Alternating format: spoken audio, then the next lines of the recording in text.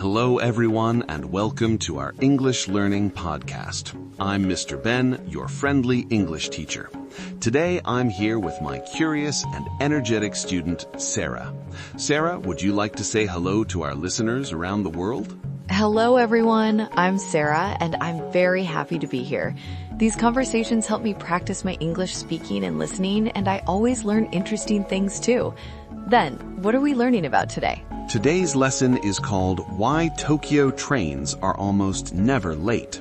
In this episode, we will explore an interesting story from Japan, learn some useful vocabulary, and discover a simple habit that can help us avoid mistakes in everyday life. That sounds interesting already. I'm ready. Great. Let's start by imagining a place together. Picture a huge train station in Tokyo called Shinjuku Station. It is one of the busiest train stations in the world. Around 3.5 million passengers pass through this station every day. 3.5 million people every day? That's incredible. That's more people than many entire cities. My local train station feels crowded when there are just a few thousand people during rush hour. Exactly. When we imagine millions of people moving through one station every day, we might expect noise, confusion, and chaos. Yes, I imagine people running, shouting, missing trains, and pushing through crowds. That would be a reasonable expectation. But many visitors to Tokyo notice something surprising. Even in very busy stations, people usually move in an organized and calm way. They line up, they wait patiently, and trains are famous for being extremely punctual. Punctual. That's an important word. Yes, it is. Let's explain it clearly. Punctual means arriving exactly on time, not late. So if a train is punctual, it arrives exactly when the schedule says? Correct. And in Tokyo, train delays are often measured in seconds rather than minutes. Seconds? That sounds almost impossible. With so many trains and so many passengers, I would expect delays all the time. Many people think the same thing, but Japanese railway companies have developed systems and habits that help workers stay focused and avoid mistakes. Now I'm curious. What is the secret? One important technique is called Shisa Kanko. Let's say it slowly so everyone can hear it clearly. Shisa Kanko. Shisa Kanko. What does that mean? In English, it means pointing and calling. Pointing and calling. What exactly do workers point at? Train conductors and station staff point at important things while they work. For example, they point at the signal light, the speedometer, the platform edge, or the train doors. At the same time, they say out loud what they see. Can you give us an example? Of course. A train operator might point at the signal and say, "Signal is green," or point at the speedometer and say, "Speed is 80." Or point at the doors and say, "Doors closing safely." That's interesting. But why do they say the words out loud? Wouldn't looking be enough? That's an excellent question. When people repeat the same task many times during the day, the brain sometimes goes into what we call automatic mode. Automatic mode. Yes, automatic mode means we do something without thinking carefully. For example, have you ever left your house and suddenly wondered, did I lock the door? Yes, that happens to me sometimes.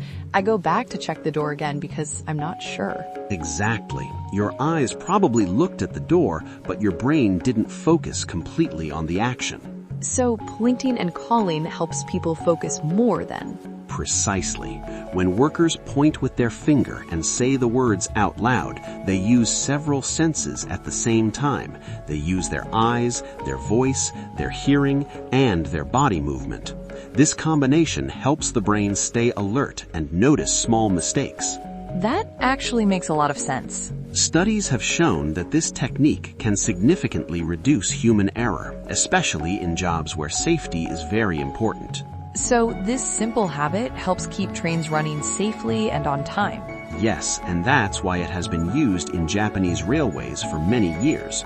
But the interesting thing is that this idea is useful far beyond trains. You mean regular people can use it too? Absolutely. Let's think about everyday examples. Imagine you are leaving your house in the morning. Okay. You might point to your keys and say, keys in bag. Then you point to the door and say, door locked.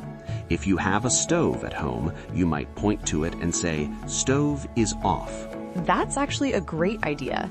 Sometimes I leave home and worry that I forgot something important.